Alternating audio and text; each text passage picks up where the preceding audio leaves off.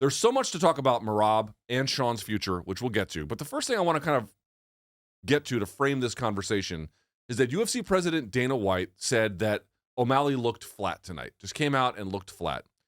Do you agree? And if so, why?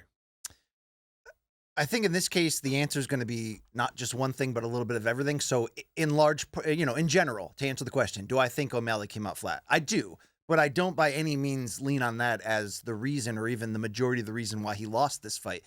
This was Merab's coming out party, in my opinion. For all the upgrades he had made to his striking in the Henry Cejudo fight, a fight he needed to win and really show us that he can handle a super elite former champion in the full aspect of his game, and he did that. That only set the stage for what I saw, because I know people can frame this in a lazy way and say, oh, we had Bilal, now we got another, nut-hugging, non-finishing, grappling champion. But if you frame it like that, you're completely missing the brilliance of not just the human interest story of Merab winning, which turned out to be this awesome, inspirational, awesome moment afterwards, but how he actually won this. Was O'Malley kind of flat? Yes. I ultimately give him credit, even though he started very late, for figuring out how to find some offense in round 5, but it proved to be too late. But Luke, I rewatched round 1 again this morning, and what Dvalishvili brought to the table, striking-wise, did more to frustrate O'Malley and really, I think, surprise him by Merab's ability to counter so accurately that I think he won the fight in that opening round. I think he came out and was bouncing, and really O'Malley couldn't find a flow, a lane to sit down and get off his offense. Anytime he would let it go, Merab would be 2 steps behind. But then Merab would jump right back in and use good angles and show us this explosive side to his striking, which was just enough to keep touching O'Malley. And once he established that, then it opened up room to build the threat of the takedown. And then once he had put him down a couple times and O'Malley knew that what that could do to his gas tank, suddenly he's using the threat of the takedown to set up his striking and his striking to set up the takedown. And he had O'Malley completely bamboozled. I think it was a really bad night for O'Malley's corner and Coach Tim Welch. I think you heard that in some of the things he said. Maybe it's just him being casual when they're obviously down and being like, oh, good round to try to pump up his ego. But I didn't see any key instruction or even a panic of like, you got 1 round left, go out there and win back your title. There was none of that, even though O'Malley, to his credit, did rally. But yeah, for as flat as O'Malley kind of looked, I think a big part of him getting that flat was this isn't just a cardio machine. This is an intelligent, tough as shit, well-rounded champion who really proved to be, as I said last week, the style-wise, the last boss in the video game of Sean O'Malley's bantamweight reign. This had the potential, because of Merab's A-game, to expose all of the parts of O'Malley's game that really actually aren't super elite, but he's been able to overcome that because of how great his poise and his stamina and his striking is. But once he got tested in those vulnerable areas with a guy who can absolutely exploit that, we saw what happened. And what we saw was the birth of an absolute, critically, pound for pound wise, a star, dude. That was a star-making performance. Well, I largely agree with almost everything you said. A bit of a pop quiz on this, BC. Against Chito Vera, 5-round fight, Sean O'Malley scored 230 significant strikes. Okay? So 230 over 5 rounds. Give me a ballpark estimate about what you think he scored in this one. 5 rounds as well. 86? 86. So it was 230 against Chito Vera. It was 47. 47. But look, answer this spin question back to you. If Merab doesn't establish the entire game in that first round, including the threat of the takedown, he's not able to break him down mentally like he did. O'Malley could not kick at all because of the threat of turning that into an instant takedown. So this is what I mean when I say I largely agree with you. I fully disagree with UFC President Dana White that O'Malley looked flat, other than to say he didn't look flat. He got flattened. Big, big, big difference. And I want to be fair about something too. Sean O'Malley, I did a whole tape study on this. He does not have bad takedown defense. I know Henry Cejudo was saying during the fight week, he's having trouble getting off the bottom. Guys, Merab does this to basically everyone. The one exception to this rule has been Jose Aldo, who did stuff all the takedowns, but still lost because he was basically offensively nullified. He couldn't get quite literally anything going. And he's using so much of his stamina to fight off those takedowns. And it was a 3-round contest, I think, at altitude. It was a whole mess.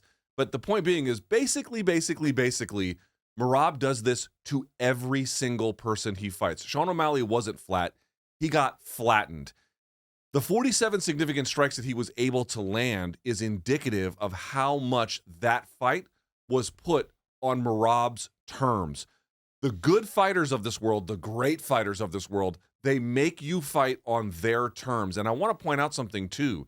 Understand, against Marlon Moraes, you saw Merab get cracked.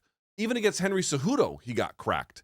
In this fight, until the 5th round with that shot up the middle of the teep, which was almost like one of Sean O'Malley's most important strikes. It's almost like his jab, really. Up until that, you didn't see him take any physical punishment on the feet whatsoever. And I attribute that to many things. We already know he has great cardio. Yeah. We already know with that single leg entry, he's very good about finding it without taking any punishment. There's not a high friction attack. But more to the point, I honestly believe he has gotten better about timing, movement on the outside, feints, setting it all up, making people much more aware that they need to expect something coming, creating dual threats and being unprepared for the moment. Merab simply flattened this guy, basically, not entirely, but basically from the beginning of this fight until the end. And you can have criticisms of the performance like, okay, he's a dynamic attacker, but he's not a dynamic finisher. Fair, that's fine. Or I don't particularly enjoy his style after 3 rounds. Yeah. These are criticisms that people are allowed to make. But what you can't say is something like, well, there was something wrong with Sean O'Malley. He couldn't rise to the occasion. I do agree that the corner advice from Tim Welch seemed more motivational speaking than tactically charged. And I'll pitch you back. Well, I don't want it back. I just want to pitch it to you and say, if I found out after the fact that O'Malley had a somewhat significant injury and you just didn't want to say it, then I think it would make some of the Tim Welch speaking back and forth to O'Malley more understandable. I was just going to say, especially that 5th round one where it's like, we're almost done, I think is what he told him, right? It could be the case where he had an injury, and in defense of Tim Welch, we don't know their cornering style, and we don't know the various relationships they're in. He also had Augusto Tanquino in his corner, who was a great grappler and was like his grappling coach. Obviously, that guy's going to have to give more tactical advice against a guy like Merab. So there's relationships there and ways in which they work that kind of explain this. But Merab has truly, he took a skill set, a raw one, with his work rate that was able to beat a lot of guys. But I want to point out something beyond this, BC. His entries into the takedown are now safer. His finishing off the single leg, he has so many different kinds of finishes. Treetop, outside trips, osotogaris. He's got high crotch finishes, head inside singles, any number of different finishes. And now, once he gets you up against the fence and you try to build height, how about that front headlock? Yes. The front headlock. Dude, And the Sean trips, O'Malley kept going from frying pan to fire, and this is all due to the talent of Merab. You got to give him that credit. And I think he made a leap in that Cejudo fight, and he took it to another level here.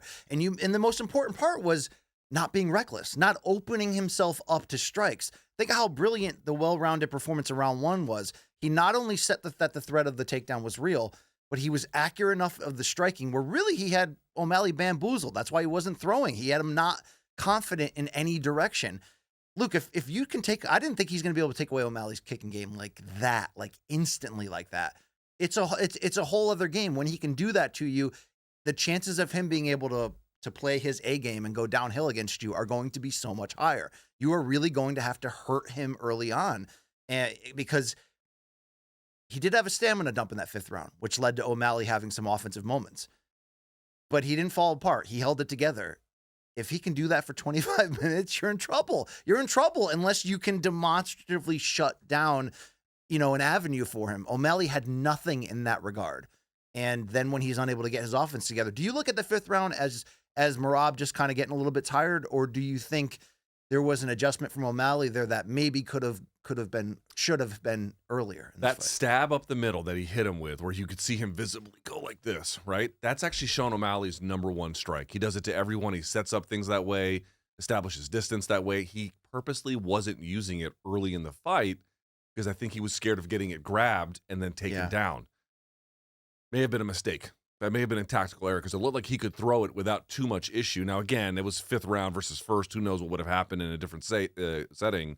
But that thing gave Merab real problems. I think he just discovered it almost by accident and it just worked, and he drilled down And then on think it. about it. So the takedown threat takes away the calf kick, so there's no slowing Merab down. But also O'Malley is used to, he's a very good boxer in an MMA space. He's used to building off that jab and getting not only control of the range, but you get confident when you start landing that. You can do so much more offense off of a jab. It's why it's in striking so much the foundation and importance. That was completely taken away. And it took O'Malley really to the 5th round to figure out a lane of some type of offense that would land consistently. Did not see this coming. When you looked at the IQs of each fighter coming in and the way you could predict that they were going to adapt, I didn't think O'Malley was going to have this level of trouble. Yes, so I agree think with that. most of that is due to Merab getting to another level in his game. But I do think you'll look back on O'Malley's career and be like, this was a low moment, because he just didn't. He was solved and didn't bring a ton to the table. So I'd love to know if there was an injury that affected that. And I like that he's not leaning on it. If there was, it's not like a day one excuse of, oh, by the way, I had this going on. But it would make sense. Or he just, I mean, has he been a front runner for too long? Meaning that he's controlled the terms of so many fights and led the dance? No, he's also been in close fights like Jan. I mean, The Jan fight was, he's had to make that was a adjustments blood there. and guts fight. Yeah. I mean, you can say Jan won, but it was not. I mean, that was a tough scrap all the way through, and he kind of came on strong in the 3rd anyway after having a bit of a rough start. Let me add a couple of dimensions to this, if I may, in looking at Merab's game.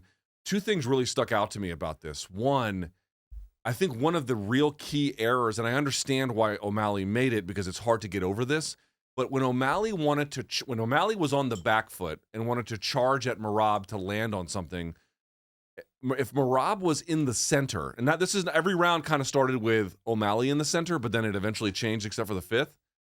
Did you notice O'Malley would try and come and charge at him, and Merab, it does not have like super slick countering defense, but if the whole octagon space is behind you, you can just get out of the way. Yes. So one, not being able to put pressure on Merab made Merab's ability to avoid any blitzes or sudden attacks from O'Malley much, much easier, like significantly easier. That was the first thing that I really noticed. He wasn't there to be found with a jab. He was almost Pacquiao-like in darting in and out constantly, never there to be hit. Never there to be hit. But if you've got room, like imagine the roles were reversed, and now you're up against the fence, you could maybe duck and get out of the way, but you couldn't back up anymore. But if you can just back up because the whole octagon's behind you, who really cares anymore? That was one thing that I kind of really noticed. I think part of the other one we got to already was the addition, and he's done it before, but now he's got this offensive system. I'm going to go for the takedown. Either I'm going to get it and get on top, or you're going to wrestle you to your hands. Yeah. And once I wrestle you to your hands, I'm going to pull that outside leg off, because for folks who don't realize, if this is the wall of the fence, my outside leg typically has to go up first because you have to press into the fence so they can't come to the other side of you. But when you put the weight on that like that, it makes someone like Merab able to put his leg inside and then turk it, lift it, shelve it, whatever he needs to. And then if you want to turn to face him, well, then he just goes to the front headlock. Yes. And if you stand on your hands, what's he doing? He's banging you on the leg the whole time with his. He's got this whole offensive system now pretty fucking dialed in, if I do say so myself. And it takes up so much of your mental focus and energy to keep him in line, to keep him from overwhelming you, that really it went perfect to code for Merab. Because look at how much time in the first 2 rounds he's just leaning on O'Malley on the ground and just pulling on that gas tank. It really was brilliant across the board. But all of that's not going to be as effective if he doesn't raise his level of striking. That's why I'm so impressed with the counterpunching. Did not see that coming. You got to give his team a lot of credit. Obviously, Ray Longo's a big part of that, and he had an A+ night just playing the Ray Longo character, just being like the lovable ex-mafia uncle. You know what I mean? Just being like all right, Merab, I love you, buddy. Yeah. Go kick his fucking ass. Just giving him like the most like casual but awesome encouragements there. But obviously they've built a factory of champions, and it kind of makes sense. I look at a guy who we don't talk about enough in Merab, lost his first 2 UFC fights, one by split decision, one by he got put to sleep, and has now won 11 in a row and is improving leaps and bounds at just the right time. It's not that he's just a cardio freak, but being a 10 out of 10 cardio freak on top of everything else we're talking about, this is sort of a rare combination of a fighter. Like he's Khabib-like, but he's so different. That's not, he's kind of his own guy. Khabib is much more of a finisher. That's what I'm saying. He's Khabib-like, but not even really all that close in serious. But what he's built is so unique, and I think you have to spin that forward to what he revealed about himself after the fight. It was just like, we know he's everything at once. He's this wild, out of control guy who will do crazy things and put his health at risk and his personal life to the laughter of everybody on Instagram. but he's also this like everyman. I mean, that speech afterwards, I love that he interrupted Joe and was like, no, we're not going to talk about the Umar fight, which, by the way, is one of the most badass freaking fights we could ever make, and I can't we'll get to wait. that in just a second. I can't wait.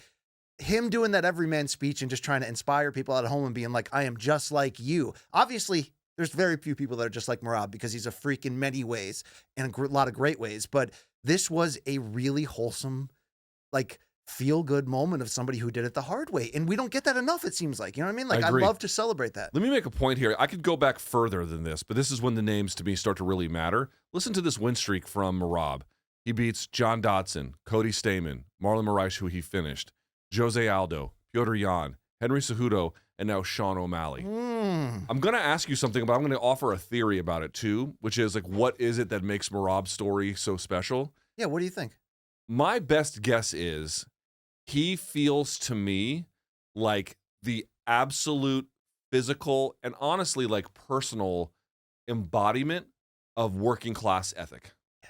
He is like, if you could just build, like, show me what a blue collar guy looks like personified. So would you, it looks like Merab. If Showtime went out of business, would he DoorDash? That's really what I'm trying to ask. If he had to, and if he did, he'd be the goddamn best DoorDasher that ever lived. You know what I mean? Like that kind of a thing to me. Does he have those special kind of Shavkat Rakhmonov truly dangerous finishing skills? No, he does not. I mean, this is a long run of decisions, granted against really tough guys, but it's a lot of decisions. He doesn't have that extra gear in him, or skill-wise, it's not really there. But what he does have is max effort at all times against a murderer's row of people that, like, no favored son situation here. No, we're going to put you at the front of the line. This is, you can get to the front of the line if you just outwork everyone. Yeah. And he was like, bet, I'll do that. And in the 5th round, his chin got tested. And we know he's got great recuperative skills mixed with that cardio, but his chin legit got tested a few times. Wasn't there a high kick in there too? I mean, he was getting pieced up in round 5. What's your best theory about, you agree with that? Like, this is why his story has resonated? I mean, it is the perfect sort of like immigrant come to the U.S. and make the dream happen and do it the hard and long way and the blue collar. But on top of that, he's also like this lovable maniac. It's really like he's the perfect character. That's why I was like unhappy at some of the social media response, even though you expect the worst from X/Twitter, especially from, what the hell is Elon on lately? Oh my God, you seen these tweets? He's fucking deranged. They are heavy-handed. Yeah. You expect the worst, but a lot of people were just sort of like, man, so boring. It's like, no, it's not so boring. It was a fucking great fight to watch, to see the style contrast and to see this guy put out this performance. And also, if you're not moved by this guy's story, it's like, what's wrong with you? This was one of those, I feel like I won when I'm watching it. I'm like, we all win. That's rare, dude. Juliana Pena created that moment with Nunes, and I give her credit. That's an all-time great moment. But this is it's real, man. I'm still high off Merab right now. All right, so let's advance. You're not. Oh, I'm super high. I even said it, like, was this a barn burner of a fight? I wouldn't call it that necessarily. No, it wasn't that. But you knew what the fault lines were of this fight going in, and the question was who could solve that problem. And then for it to be, again, 5th round notwithstanding, for it to be so one-sided where one guy really solved the problem, you're like, man, that is special. It is special. And again, it's one of those things. This is the best division in the sport, man. Come on. This is not one of the situations like, well, he beats some fraud. Dude, Sean O'Malley is not a fraud. His takedown defense is not bad. His striking is obviously his bread and butter, but his takedown defense is not bad. His wrestling is not bad. He's a fucking winner. He's a fucking winner. It's just that, dude, Merab's ability to perform and make people fight on his terms is extraordinarily good. You do not get handed UFC titles. This guy earned that shit. He has his own section, and have you seen this shit today? Excellent. So the question I now have for you is very simple. At the post-fight presser, not so much speaking to Rogan in the cage afterwards, but at the post-fight presser, Merab said, you know who actually deserves the next title shot? Deiveson Figueiredo. Now, the camera, when he did speak to Rogan, put it on Umar Nurmagomedov. BC, settle this for us. Should it be Deiveson Figueiredo? Should it be Umar Nurmagomedov next?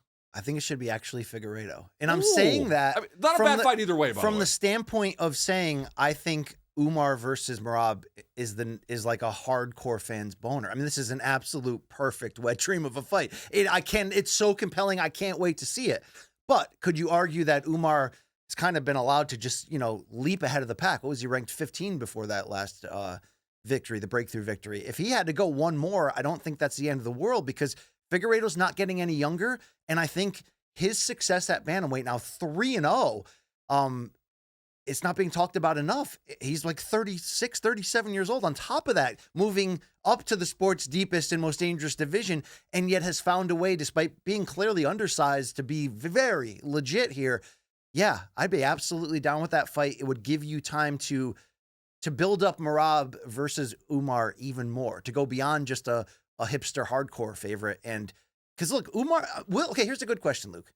Marketing wise, will Umar if Umar proves to be legit pound for pound top 10 and going to be there for a while, and he very much looks like so far, will he get the rub that Islam got from Khabib? Because Islam's like a legit top 5 star in this game. I think all those Dagestani guys with the Muslim backgrounds, I think, especially with the Nurmagomedov name, is Umar as compelling a person as Khabib was? Khabib was fucking hilarious. Yeah. Like, we don't ever talk about that. Khabib's really funny. Umar doesn't seem to have that similar kind of personality from what we can tell. But I think if your last name is Nurmagomedov and you win like that guy wins and you got this Muslim background, they can take you to the UAE. You're going to fucking sell. Like, you're going to be a major attraction in key markets for them. No question So you about wouldn't be it. mad if Umar had to go one more. He probably should have to go one more, right? I wouldn't be. Listen, here's the reality. Either way, Merab versus Umar, Merab versus Figueiredo, both of those fights are great. Both of them. And if it ends up being, in the end, if Umar wins one and Figueiredo wins one, and then it has to be Umar versus Figueiredo, that is also a incredibly tremendous fight. But just to clarify, Figueiredo's 36, will be 37 in December, so he's not far from that. Either one of those. This is bantamweight, and you look at the age he's at bantamweight. I know. Either one of those is compelling. You talk about the 3-fight win streak. It's Rob Font, who he decisioned. He submitted Cody Garbrandt, and then he kind of beat up Marlon Vera. It is true to me that the body of work at 135 at this point is better for Figueiredo, at least the last 3 certainly. However, none of those wins are as good as the one win over Corey Sandhagen. Right. The Sandhagen win is better than all of those. And then when you throw in the reality that the guy's last name is Nurmagomedov, and also I'm going to say this too, like, it's not like Figueiredo's not well-rounded. His power has carried up a weight class. His jiu-jitsu speaks for itself. Again, he could beat Merab. I believe that. Speed and punching placement is so underrated. It's very underrated. However, I think Umar's the guy. Okay, I think who would you... Instead of Omar's coming from the wire, Yeah. Umar's coming, buddy. Errol Spence, did you see that? He put it on Yeah. Instagram. He said 154 and 160. Yeah. Oh, wow. Who do you think Umar should have to fight if we went Figueiredo for the next title shot? All right, so assuming that we're going to just say give it to the Brazilian, here's probably the best opportunity. You could give it to Jan. Jan versus Nurmagomedov. Oh, dude, that is a perfect fight to make Umar show us a little bit deeper that he belongs and deserves it. Yeah. I mean, because we still need to see a little bit more oomph offensively out of Umar. We've seen the full, complete game. Yeah, he tried to basically, if you think of Sandhagen as a bomb, he tried to lightly diffuse the bomb. Yes. But there wasn't like some great demonstration of offensive skill in that way. Jan will make you fight. He will.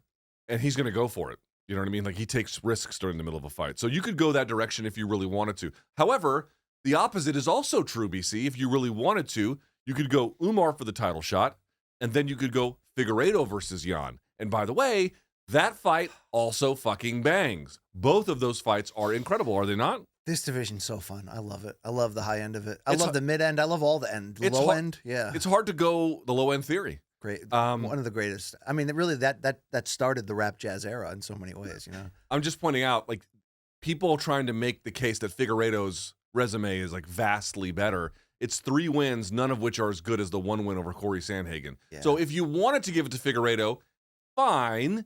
But I think we should stop pretending like it's like he's Tony Ferguson on some 12-fight winning streak and he's deserved it at this point and it's long overdue. That's really not the case here. Connected to this somewhat, what do you think about Henry Cejudo threatening to go back down to flyweight? I mean, he's almost 40. Like, I don't really care at this point. Is he a threat to the flyweight title in your eyes? No. You don't like Pantoja against him? I don't hate it, but at He the can same win that if he can make that Dude, weight. he I can- understand after he beat Dominic Cruz, I understand why Cejudo was like, man, I don't really want to fight for peanuts and I don't really want to do this right now. I want to just do something else. As a decision for your own sanity or for standing on principle, I get it. Given the state of the industry, as a decision to advance your career prospects, it was calamitously bad. And so you lost all that time, and now it looks like he's trying to make up for it, and it is too late. So I don't have a strong feeling I about had it a one way deep or the other. chat with Eric Albarracin that's coming out tomorrow on my solo channel. We talked at length about that Henry Cejudo decision. It's very interesting. The one to sit out? Yeah, about whether coach regrets it now and what he thinks that may have done to the legacy. Give me a little nugget. He would have wanted him to stay active. Okay. Listen. But Coach, he also put out there that Henry had things in his personal life that he had a want for, and starting a family was fair that. enough. Fair enough. I can understand it. I'm just saying it didn't do anything for his professional interests. Yes. It might have done great wonders for his personal needs, and that's fine. But now it's like I'm 37, nearly 38. It made him a boutique brand in a way, though. Isn't that like raise your price? At two division ex-champion? I think giving away the last years of your early 30s as a professional decision is not good. I wish he could have got the Volkanovski chance to be a 3-division champion. I don't think that ain't happening. No, right. Volkan not on top, but back when that window was there, I wish he would have. Had BC, you mentioned something, and I want to talk very quickly about Ray Longo having an impressive array of champions. Let's go through this here very quickly. Matt Serra, Chris Weidman, Aljamain Sterling, Merab Dvalishvili. When we talk about gyms that have multiple champions, like at ATT for a time, certainly AKA had a bunch all at once, but this is truly dynastic from Ray Longo, where you have the Matt Serra era basically ending, leading into where Chris Weidman came shortly thereafter, leading into Aljamain Sterling's time to rise, and with almost, not quite, but almost a direct handoff from Sterling now to Merab. Dude, I realize that those two guys do a lot of work in Las Vegas. Weidman's down in South Carolina and has been. It's not all just one guy. And, of course, all these guys are talented. Yeah. But for their formative training years to be spent with Ray Longo, and for Ray Longo to have this kind of success generationally through MMA is outrageously unusual, and one of the most impressive things I've ever seen any MMA coach do in the history of the sport. It's a tribute to the culture that you create to have a powerhouse system that can evolve over time like that, because you have to evolve as a coach. And look, it's not all him. Like, who's the head coach? Who was the head coach in the fight the other night? So John Wood out of Syndicate was there. The other guy. Okay. And so it's part of the thing. But what Ray Longo seems to have built there, and Sarah with him in the beginning, is that culture of winning, of getting